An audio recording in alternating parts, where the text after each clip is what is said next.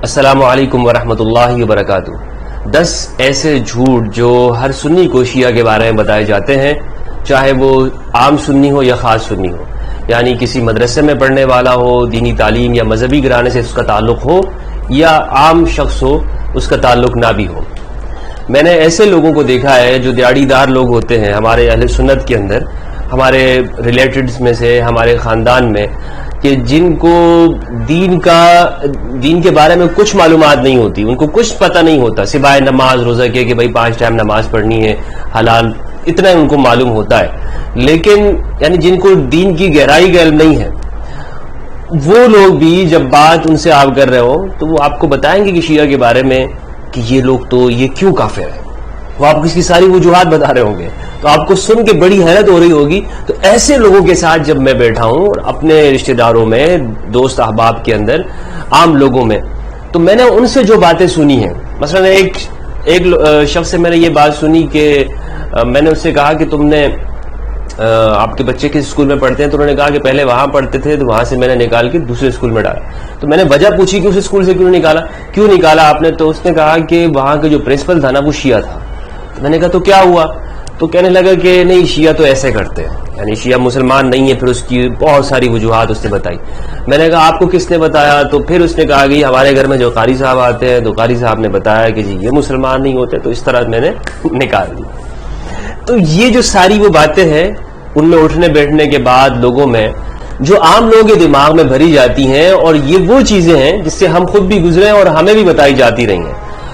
یہ چند چیزیں ہیں جن کو میں نے شمار کیا ہے، تقریباً 10، جن کو میں نے 10 جھوٹ کا نام دیا ہے۔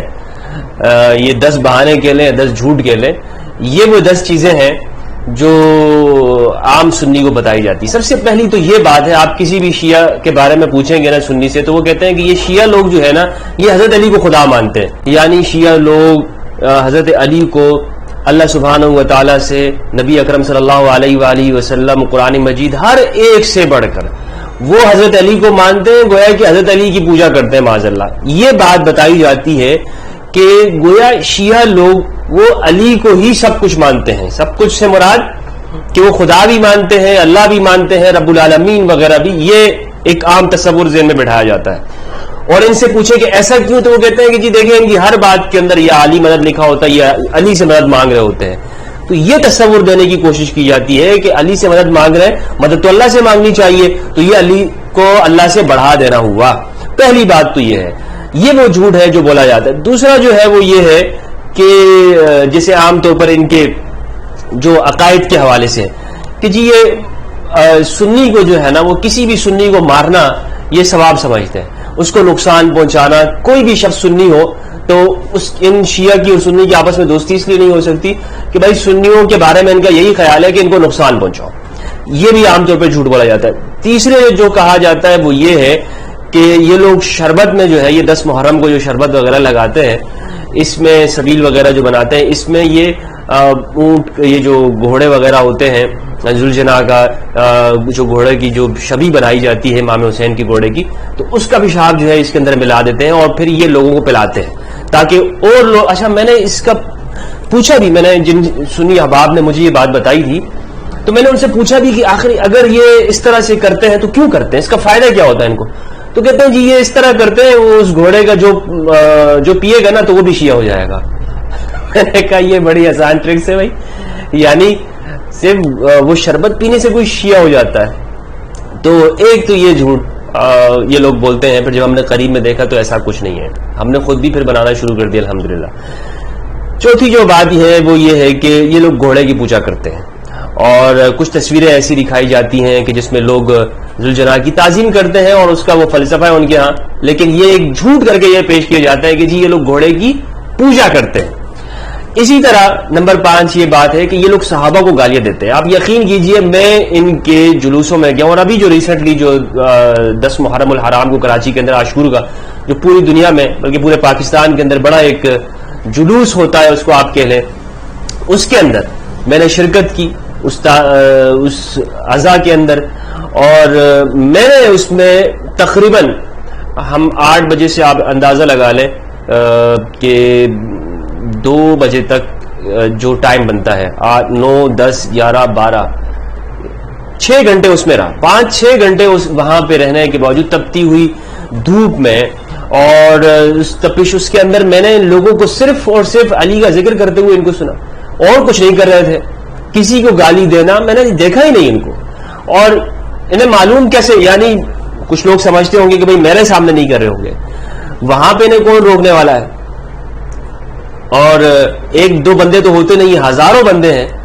تو یہ جو کہنا ہے کہ جی صحابہ کو گالی دیتے ہیں اور یہ گالی عبادت سمجھتے ہیں، یہ بھی ایک قسم کا جھوٹ ہے. ہاں یہ بات الگ ہے کہ کچھ لوگوں کے اوپر، حضرات کے اوپر جیسے ان سے تنقید کرنا یا نہ ماننا، وہ ایک الگ چیز ہے، وہ اختلافی مسائل ہے، اس پہ کوئی قرآن و حدیث نہیں ہے. یعنی کوئی مطلب ایسی چیز نہیں ہے کہ ہم کہیں کہ اختلاف نہیں کیا جا سکتا یا ان کے حوالے سے تنقید نہیں کی جا سکتی. لیکن گالی دینے کا جو لفظ استعمال کیا جاتا ہے ان کے حوالے سے، یہ سراسر جھوٹ ہے جو ہمارے عام سنی لوگوں کے دماغ میں بھری جاتی ہے بات. اور یہ ساری وہ چیزیں ہیں جو نفرت کا سبب ہے. اور میں یہ بات اپنے اہل سنت کی طرف سے اس لیے کر رہا ہوں کہ جو چیزیں ہمارے ساتھ گزری وہ بات مجھے کہنے کا حق ہے. یہ تو میں نہیں کر سکتا کہ جی شیعہ کیا کرتے ہیں سنیوں کے بارے میں. یہ کام ان کے لوگوں کا ہے کہ وہ بتائیں کہ بھائی ہمارے بارے میں ان کے کیا جھوٹ بولے جاتے ہیں، اگر بولے جاتے ہیں تو یہ وہ بتائیں. ہاں میں صرف وہ بتاؤں گا کہ جو میں نے سنی ہے چیز. یہ بالکل دیانتداری نہیں ہوگی کہ آپ مجھ سے یہ بھی مطالبہ کریں کہ جی یہ بھی بتاؤں کہ شیعہ ہمارے بارے میں کیا جھوٹ بولتے ہیں. بھائی بولتے ہوں گے اگر کسی نے بولا ہے، لیکن ہمارے ذہنوں میں جو تھا، یہ ہماری سوسائٹی اور معاشرے کے اندر اہل السنہ کے اندر جو کچھ کہا جاتا تو میں نے آج یہ بیان کر رہا ہوں. اسی طرح یہ کہ شام غریبہ کے اندر یہ لوگ بتی بجھا کے، لائٹیں بجھا کے، مرد عورت سب مل کر جو ہے وہ سب کچھ ایسا کچھ کام بے حیائی کے کام کرتے ہیں، یہ بھی ایک جھوٹ اور من گڑت قسم کی باتیں کی جاتی ہیں. کیونکہ آج کل تو سب کچھ جو ہے وہ لائیو چل رہا ہوتا ہے.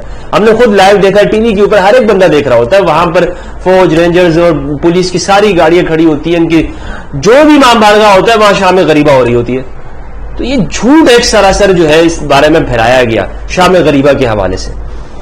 اسی طرح نمبر 7 ان کو، یعنی یہ بہت بڑا جھوٹ، بہت بڑا. میں نے بڑے بڑے علماء جن کو کہا جاتا ہے، میں نے ان کو سنا، ان کی سپیچز، وہ چیلنج کر کے کہتے ہیں کہ جی ان کو ان کے باپ کا نام معلوم نہیں ہے. یعنی ان کے ذاکرین کے بارے میں مجھے خود بتایا گیا کہ ذاکر جو شام غریبہ کے اندر جو معاذ اللہ جو کام جو کیا جاتا ہے، اس کے بعد جو بچہ پیدا ہوتا ہے وہ ذاکر بنتا ہے. استغفر اللہ، بے حیائی تک کی جو ہے انتہا کر دی ہے، بہتان اور افتراء پر درازی کی. یہ جو جھوٹ بولے جا رہے ہیں، یہ ساری باتیں میں اس لیے کر رہا ہوں کہ یہ ہمارے ہاں یہ جھوٹ بولے جاتے ہیں. ایسا نہیں ہے کہ لوگ یہ جو نفرت ہوتی ہے ویسی ہی ہو جاتی ہے، لوگ ویسے ہی نفرت کرتے ہیں. بھائی اس کو بڑے طریقے کے ساتھ نفرت کی طرف لوگوں کو لے کے آیا جاتا ہے.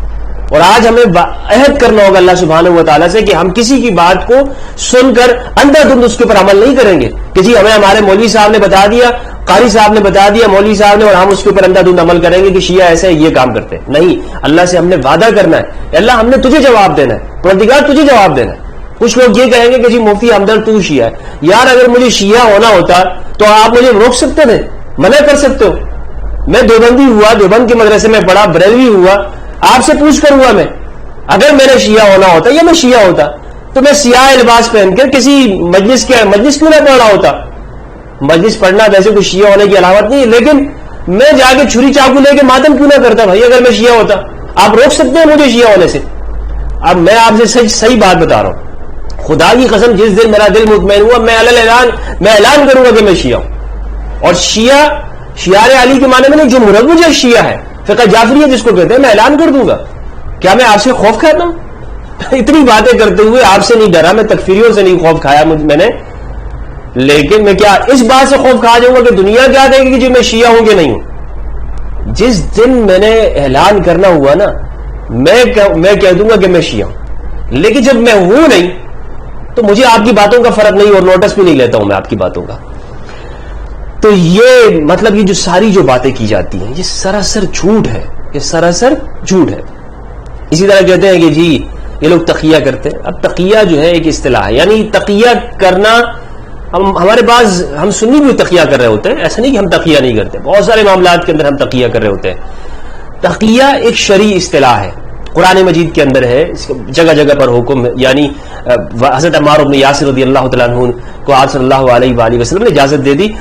تفصیلی موضوع ہے انشاءاللہ، اس پہ میں نے الگ سے بھی ریکارڈ کیا ہوا ہے، بالکل تفصیلی تقیہ آپ لکھیں گے اور یوٹیوب کے اوپر میرا بیان اس کے اوپر ریکارڈ موجود ہے. لیکن یہ بات کرنا ہے کہ جی ہر بات کے اندر تقیہ کرتے ہیں، یہ بات غلط ہے، درست یہ جھوٹ بولا جاتا ہے. اسی طرح یہ کہ نمبر 9 جو جھوٹ ہے وہ یہ ہے، یہ لوگ ماتم اس لیے کرتے ہیں کہ انہوں نے امام حسین کو شہید کیا. یعنی آپ کسی بھی سنی سے پوچھیں کہ جی یہ لوگ شیعہ لوگ اپنے آپ ماتم کیوں کر رہے ہوتے ہیں، غم کیوں منا رہے ہوتے ہیں. ایک تو یہ ہے جو زنجیر زنی کرنا، اور ایک یہ ہے جو مثلا غم کرنا یا سینہ کوبی کرنا، ماتم کرنا، آنسو بہانا. تو یہ کہیں گے کہ جی یہ لوگ اس لیے رو رہے ہیں کیونکہ انہوں نے امام حسین کو بلا کے شہید کیا تھا.